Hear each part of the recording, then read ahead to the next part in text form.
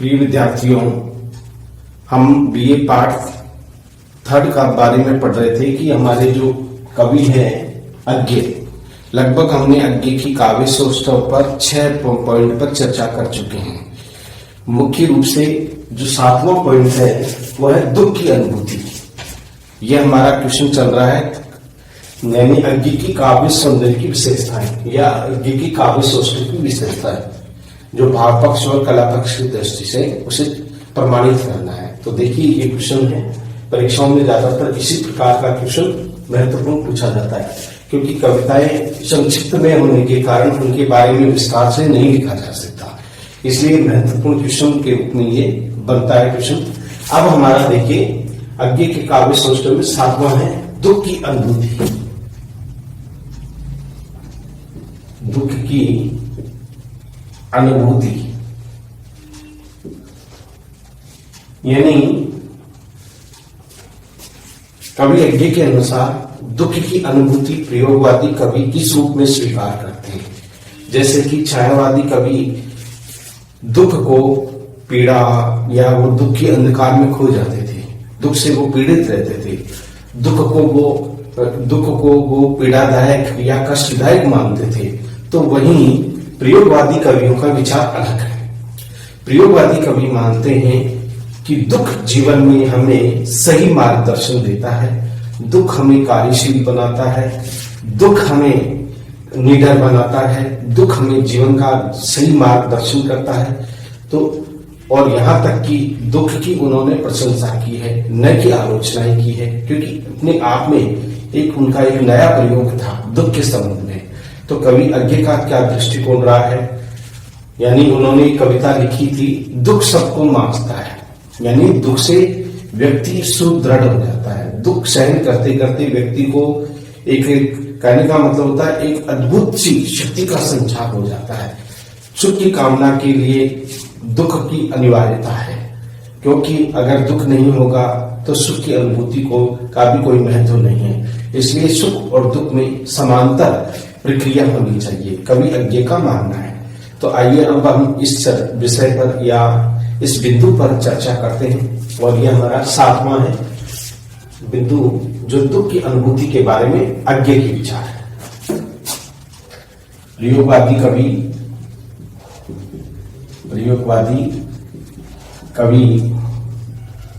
अज्ञे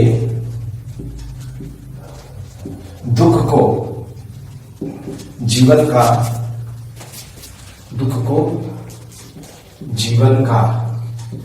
अभिन्न अंग मानते हैं,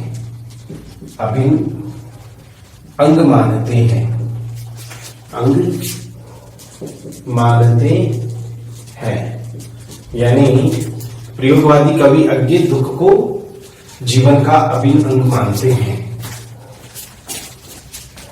अज्ञे के अनुसार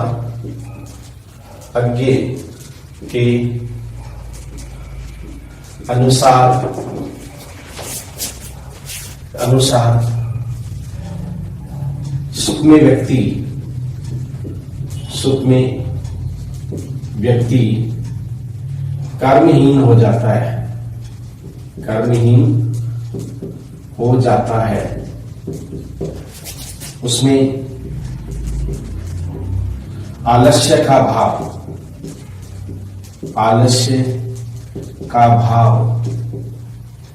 समा जाता है,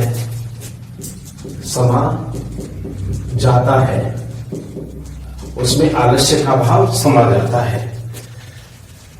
किंतु दुख की अनुभूति होने पर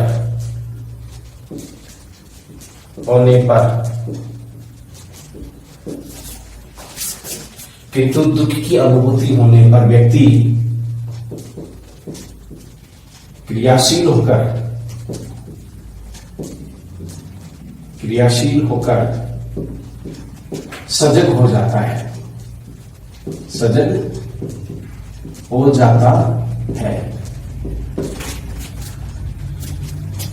यानी आने वाले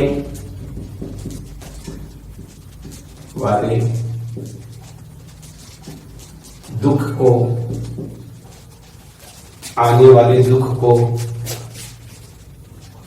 दूर करने के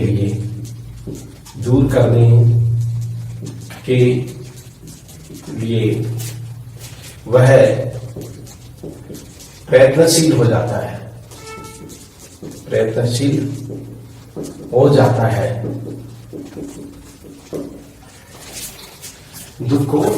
आने वाले दुख को दूर करने के लिए वो प्रयत्नशील बन जाता है। अज्ञ ने दुख को ईश्वर का अनोखा वरदान माना है,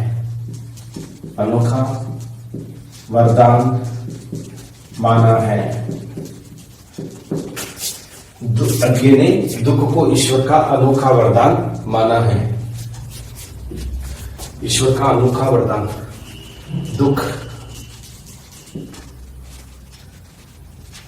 दुख सबको मांझता है।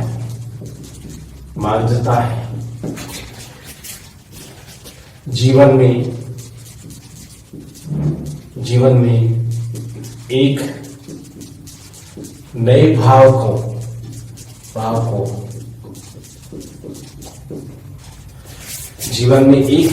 को जन्म देता है।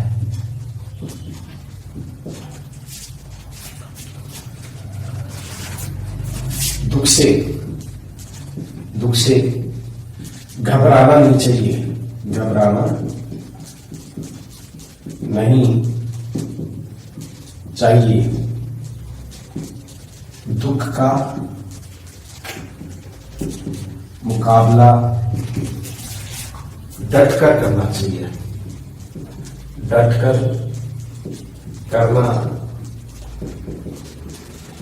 करना चाहिए।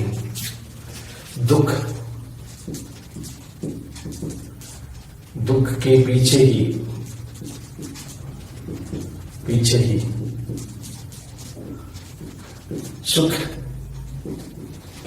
छिपा होता है। दुख के पीछे ही सुख छिपा होता है। दुख के पीछे ही सुख छिपा होता है। इसलिए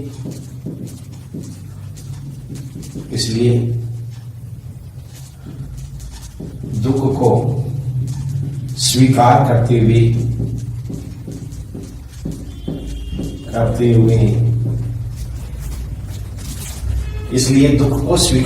हुए दुख के पलों का भी आस्वादन करना चाहिए। आस्वादन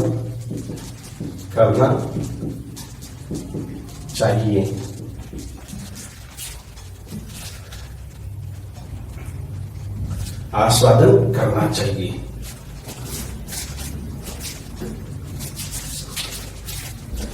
दुख में जीवन जीने की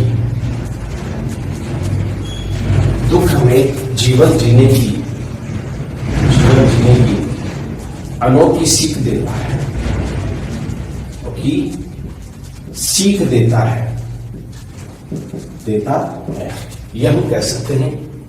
और यहाँ ये उदाहरण दुख के बारे में प्रयोगवादी कवि अज्ञ दुख को जीवन का अभिन्न अंग मानते हैं। अज्ञ के अनुसार सुख में व्यक्ति कर्महीन हो जाता है, उसमें आलस्य का भाव समा जाता है, किंतु दुख की अनुभूति होने पर व्यक्ति क्रियाशील होकर सजग हो जाता है।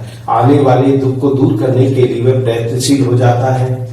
अज्ञ ने दुख को ईश्वर का अनोखा वरदान माना है। दुख सबको मांझता है, जीवन में एक नए भाव को जन्म देता है। दुख से घबराना नहीं चाहिए, दुख का मुकाबला डट करके करना चाहिए। दुख के पीछे ही सुख का भाव सुख छिपा रहता है। इसलिए दुख को स्वीकार करते हुए दुख के पलों का भी आस्वादन करना चाहिए। दुख हमें जीवन जीने की अनोखी सीख देता है या प्रेरणा देता है। अब इसका उदाहरण यह है, काफी प्रसिद्ध है। दुख सबको मांझता है,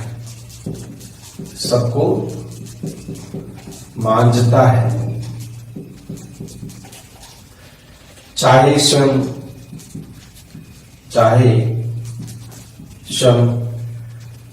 सबको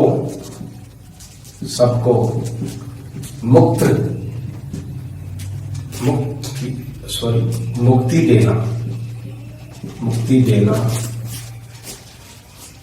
यह न जाने, किंतु सबको दुख मांझता है,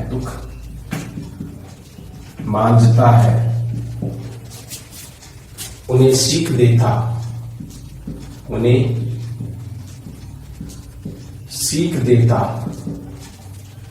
कि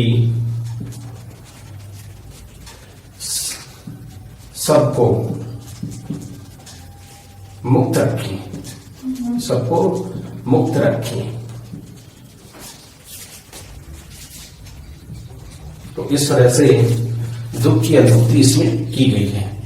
कहने का मतलब होता है दुख सबको मांझता है, चाहे स्वयं सबको मुक्ति देना ये न जाने, किंतु सबको दुख मांझता है, उन्हें सीख देता है कि सबको मुक्त रखें। कहने का मतलब होता है वही बात है कि दुख की अनुभूति है वो जीवन में और अधिक जीवन को सुदृढ़ और अच्छी बनाती है। तो इस प्रकार ये दुख की अनुभूति है। अब हमारा अगला है 8वां पॉइंट, वो है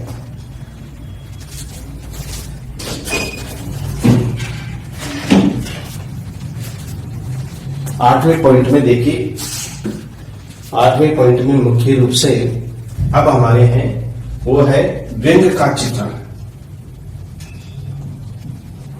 व्यंग्य का चित्रण ये भी देख सकते हैं व्यंग्य को किस रूप में उन्होंने स्वीकार किया है या माना है। व्यंग्य का चित्रण, कवि अज्ञे ने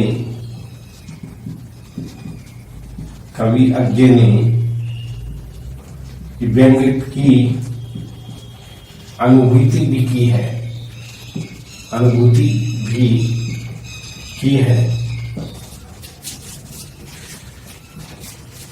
उनका व्यंग्य स्वार्थ, भ्रष्टाचार, अन्याय में लिप्त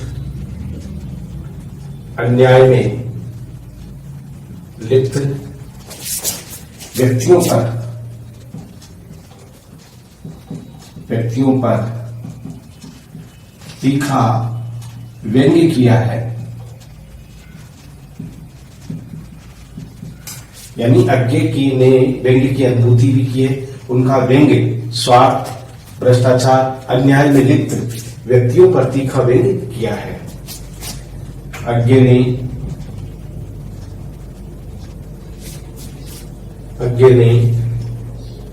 नगर में रहने वाले व्यक्ति के चरित्र पर आरोप लगाते हुए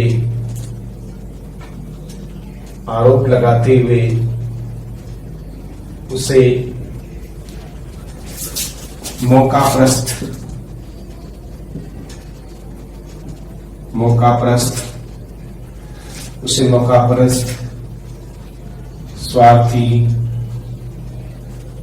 स्वार्थी और अनेक दोषों से युक्त माना है। उसकी प्रवृत्ति बदल गई है। कवि कहते हैं कि व्यक्ति की प्रवृत्ति बदल गई है, उसकी प्रवृत्ति बदल गई है। वह अब अपने बारे में ही सोचता है, सोचता है। तो कहने का मतलब यहां पर कवि ने यहां पर बताया कि किस तरह से कवि यज्ञ का मानना है कि व्यक्ति भ्रष्टाचार, अन्याय सब में लिप्त हो गया है। अज्ञ ने नगर में बसने वाले व्यक्ति के चरित्र पर आरोप लगाते हुए उसे मौकाप्रस्त, स्वार्थी और अनेक दोषों से युक्त माना है। उनकी प्रवृत्ति, उसकी प्रवृत्ति बदल गई, यानी स्वभाव बदल गया है। वह अपने बारे में ही सोचता है। शहर में आने पर उसके जीवन में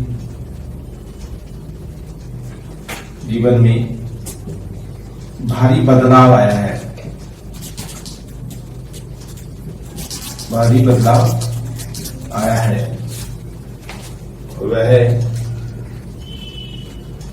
दिन रात दौड़ता रहता है। उसमें असंतुष्टि की भावना,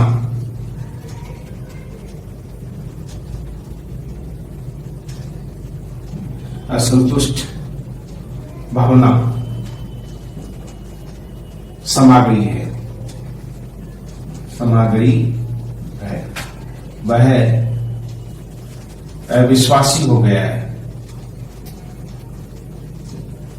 अविश्वासी हो गया है। इस तरह से हम कह सकते हैं। अब इसका उदाहरण हम लिख सकते हैं। ये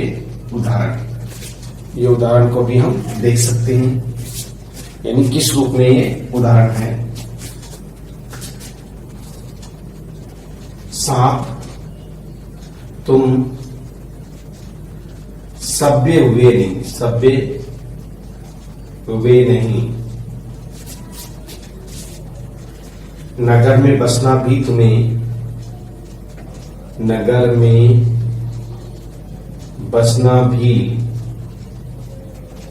तुम्हें नहीं आया, नहीं आया। एक बात पूछूं, एक बात पूछूं, उत्तर दोगे? एक बात पूछूं, उत्तर दोगे? तब कैसे सीखा डसना, सीखा डसना। विष कहां से पाया, विष कहां से पाया। ये मौकाप्रस्त व्यक्ति जो अपनी परिस्थिति आने पर तुरंत बदल जाता है, तो उसके ऊपर उन्होंने व्यंग किया है कवि ने। और ये कहा है कि कवि यज्ञ ने कहा है कि लोग शहर में आकर के अपनी मूल प्रवृत्ति को खो देते हैं। सांप भी ऐसी प्रवृत्ति का है, सांप भी मौकाप्रस्त है कि सांप जैसे नगर में तो आ गया लेकिन उसे बसना नहीं गया। कहने का मतलब होता है जंगली प्रवृत्ति ही रही उसकी, जीवन में कोई बदलाव नहीं आया। तो ऐसे ही एक व्यक्ति था गांव छोड़ करके जो एक अच्छी प्रवृत्ति का था, लेकिन शहर में आकर के वो दूषित प्रवृत्ति का व्यक्ति बन गया। तो उसकी प्रवृत्ति पर उन्होंने व्यंग किया है सांप कविता के माध्यम से। एक छोटी सी कविता है, ये संपूर्ण कविता है। इसी कविता में आज के व्यक्ति के युग में बदलते हुए चरित्र के ऊपर यहाँ कटाक्ष किया है, व्यंग किया है। तो इस प्रकार से 8वें में हमने व्यंग की अनुभूति की है। अब हमारे जो 9वां आता है वो है प्रकृति का चित्रण, यानी छायावादी कवि नहीं, बल्कि ये हमारा 9वां पॉइंट होगा, प्रकृति का चित्रण। पिछली बार हमने क्लास में एक डबल लिख दिया था पॉइंट, 5वां पॉइंट डबल बार 2 बार आ चुका, इसका ध्यान रखें क्योंकि ये गलती से हो गया था। 5वां पॉइंट मैंने 2 बार लिख दिया था लेकिन वो अलग अलग रहे हैं, तो इसलिए अब हमारा आता है 9वां। 9वें पॉइंट में है वो है प्रकृति का चित्रण, प्रकृति का चित्रण। यानी प्रयोगवादी कवियों ने छायावादी की तरह प्रकृति को चैतन्य रूप में स्वीकार किया है। प्रकृति में उस ईश्वरीय सत्ता की भी अनुभूति मानी है।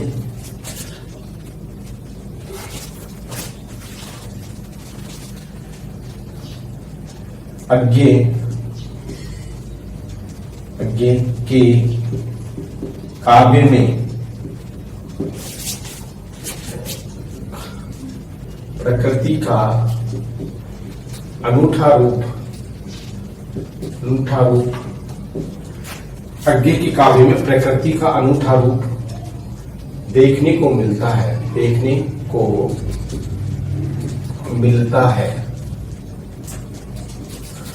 प्रकृति का अनूठा रूप देखने को मिलता है। छायावादी काव्य से भिन्न, छायावादी काव्य से भिन्न रूप देखा जा सकता है। उन्होंने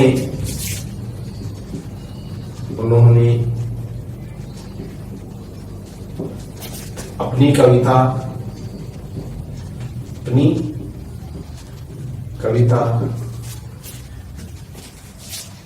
ओ करुणा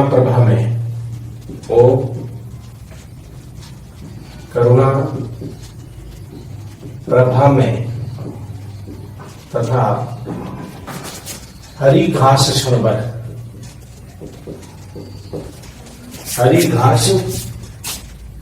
क्षण भर बावरा अहेरी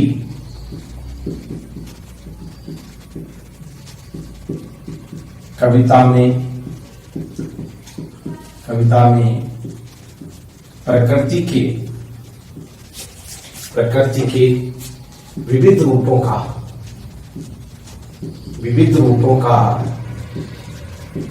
बखान हुआ है। अज्ञेय के काव्य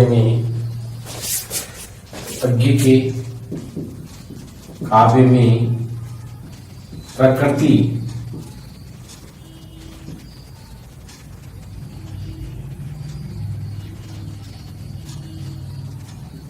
चैतन्य हो गई है,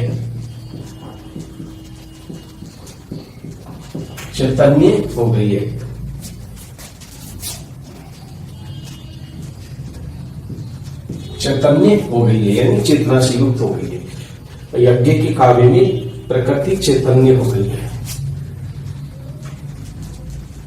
प्रकृति के विविध क्रियाकलापों का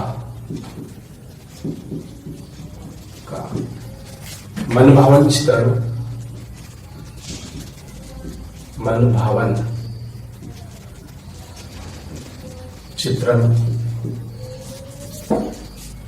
प्रकृति के विविध क्रियाकलापों का मनभावन चित्रण अज्ञेय के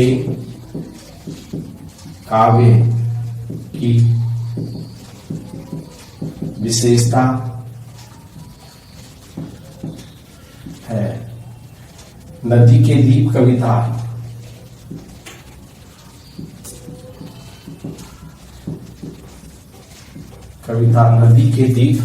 में भी प्रकृति का उदारवादी एवं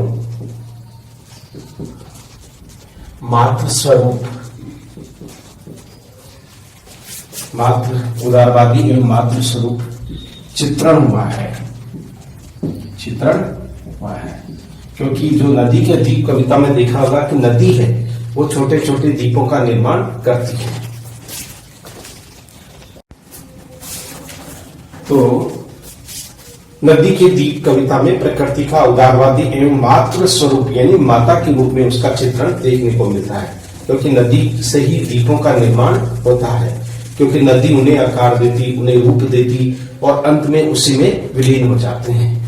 तो ये भी प्रकृति का अपना एक अनूठा रूप है, सौम्य रूप है, कभी उदारवादी रूप है, एक मातृ स्वरूप का चित्रण इसमें किया गया है। तो ये सारी विशेषता, यहां तक कि अज्ञे ने अपनी कविता असाध्य वीणा में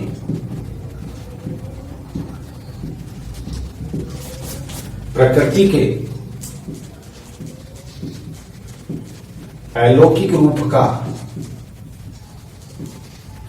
अलौकिक रूप का बखान किया है। यानी अज्ञे ने अपनी कविता असाध्य वीणा में प्रकृति के अलौकिक रूप का बखान किया है। प्रकृति का चित्रण अज्ञे के काव्य की मुख्य विशेषता रही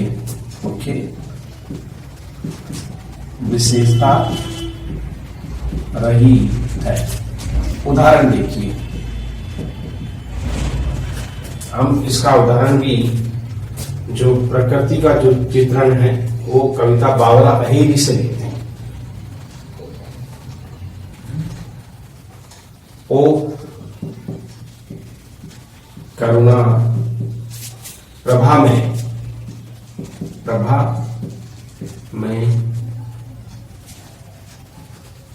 सॉरी, यहां से नहीं, ये होगा नदी के दीप से। भोर का बावरा अहेरी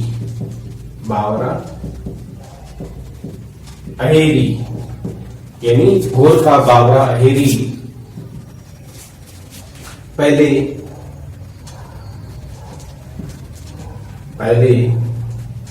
बिछाता है आलोक की लाल लाल कन्या, लाल लाल कन्या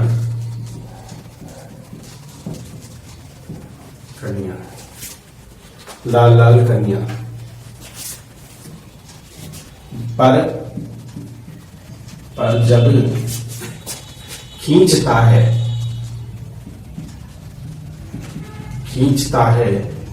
जाल को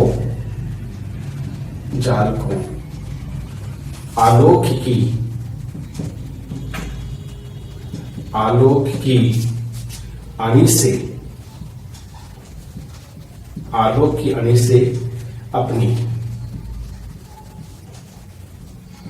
तो इस तरह से ये हम दर्शा सकते हैं। तो बावरा अहेरी है, अहेरी यानी शिकारी, तो सूर्य को ही और शिकारी के यानी आरोपित भाव भी है यहाँ पर। तो यहाँ पर लाल लाल किरणें बिखेरता है, यानी किरणों रूपी जाल में सारे संसार को वो समेट लेता है, बिछा लेता है और फिर उन किरणों को, संध्या को समेट लेता है। ऐसा लगता है कि उसकी उस प्रभाव से, उन किरणों से कोई भी नहीं बच पाता। प्रकृति का एक अनूठा और मनभावन चित्रण इनकी बावरा अहेरी कविता में भी देख सकते हैं। तो इस प्रकार ये प्रकृति का मनभावन चित्रण है। अब आता है हमारे रहस्यवाद की अनुभूति। रहस्यवाद की अनुभूति, कवि अज्ञे ने रहस्यवाद को किस रूप में सामने रखा है?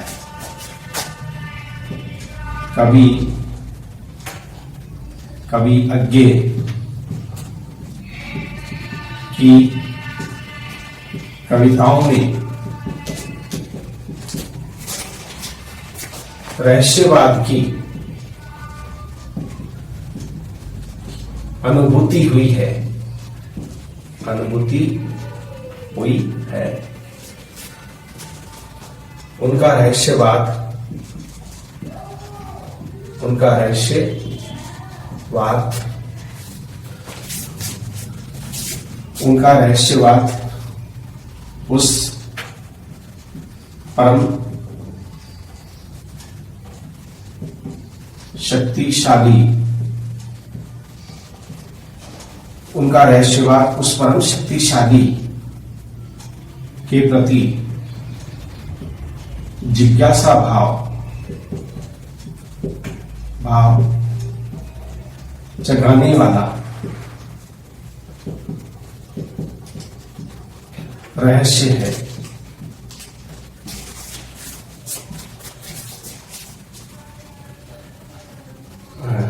अज्ञे उस सर्वशक्तिमान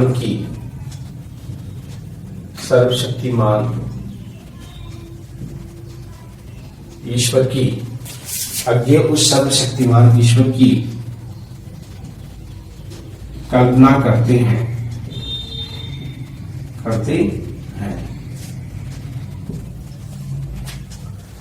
कविताओं में अज्ञात सत्ता की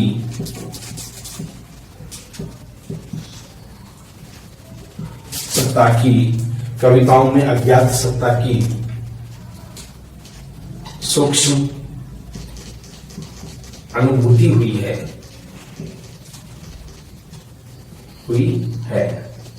यानी वे ईश्वर को भी मानते हैं। ये नहीं है कि साइंस के विद्यार्थी थे तो ईश्वर के सकारात्मक स्वरूप को स्वीकार नहीं करते थे, वो ईश्वर में विश्वास करते थे।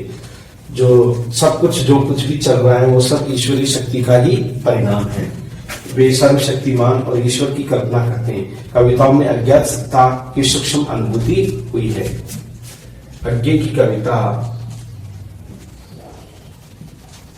कविता असाध्य अज्ञे की कविता असाध्य विना में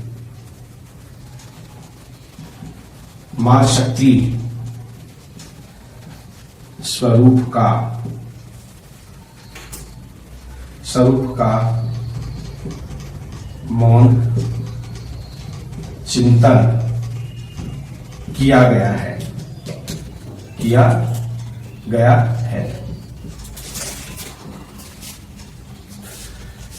वीणा में महाशक्ति के स्वरूप का मौन चिंतन किया गया है।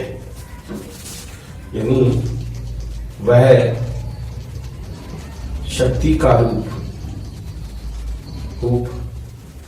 सब में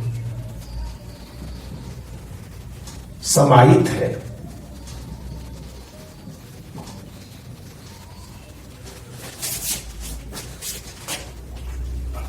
वह शक्ति का रूप सब में समाहित है। तो इस तरह से वह शक्ति का रूप सब में समाहित है।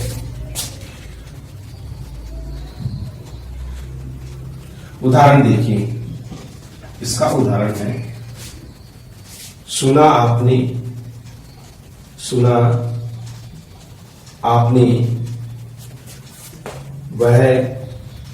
आपने जो वह मेरा नहीं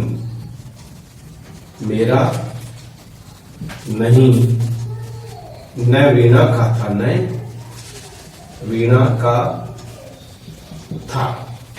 सुना आपने जो वह मेरा नहीं वीणा का न था, वह तो सब कुछ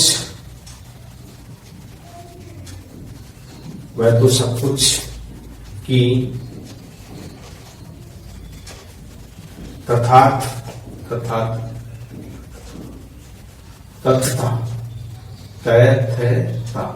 तथता थी। महाशून्य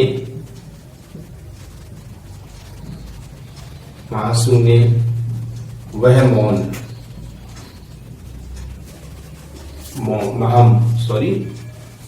वह महामौन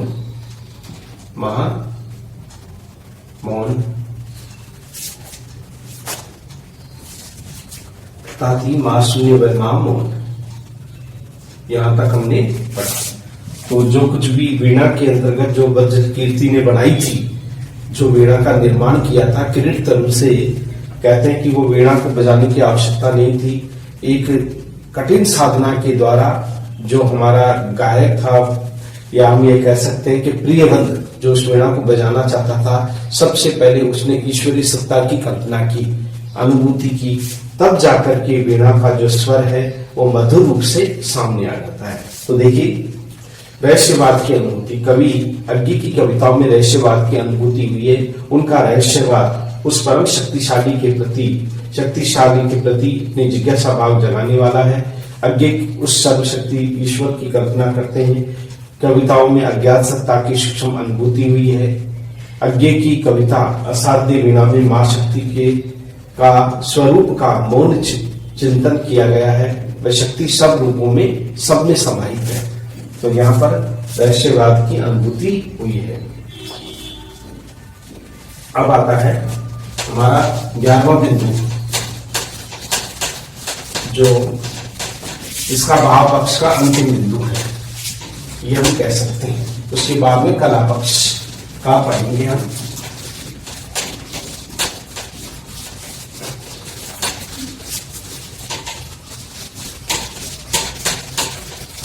यह आता है हमारा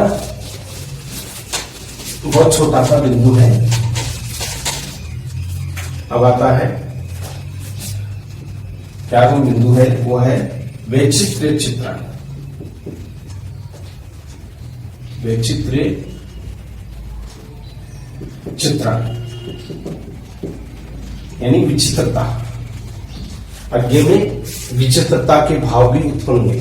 कल्पना करते हैं ऐसी कविताएं जो भावहीन, जो शब्दहीन, ये कई बार इस तरह की रचना में विचित्रता पैदा करने का काम वो करते हैं। अज्ञे की कविता में, अज्ञे की कविता में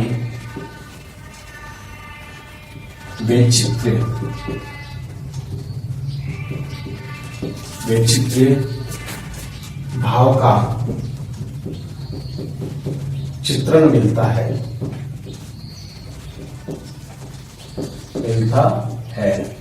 यह हम कह सकते हैं अज्ञे ने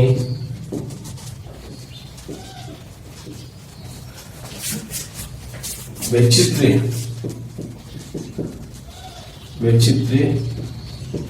चित्रण में कविता का भाव सौंदर्य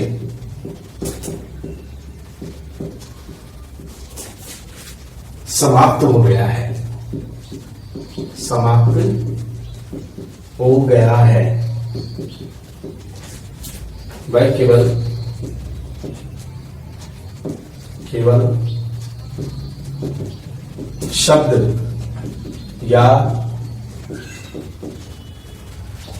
वह केवल शब्द या वर्ण बनकर रह गई है। उदाहरण देखिए,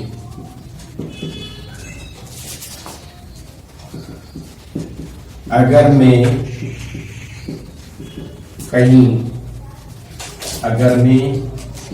कहीं तोता होता, अगर मैं कहीं तोता होता तो क्या होता,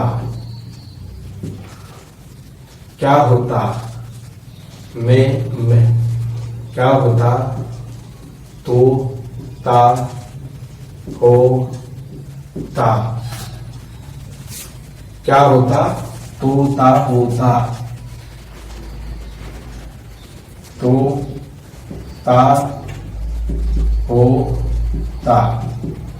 इस तरह से यहां कोई शब्द का अर्थ नहीं है, बेतुकी बात यहां कही गई है। अगर मैं कहीं तोता होता तो क्या होता, बाद में उस शब्द को तोड़ दिया, वर्णों के रूप में बिखेर दिया, तो भाव सौंदर्य यहाँ समाप्त हो गया। केवल विचित्रता लाने के लिए, केवल शब्द में एक अनोखेपन को नए रूप में प्रकट करने के लिए, तो जो तोता है तो अलग हो गया, ये तो वन हो गया, ता अलग हो गया, हूं अलग हो गया, ता अलग हो गया, तो इस तरह से वो बिखर गया। तो यहाँ पर एक जो विचित्रता की अनुभूति हुई है। इस प्रकार अज्ञे के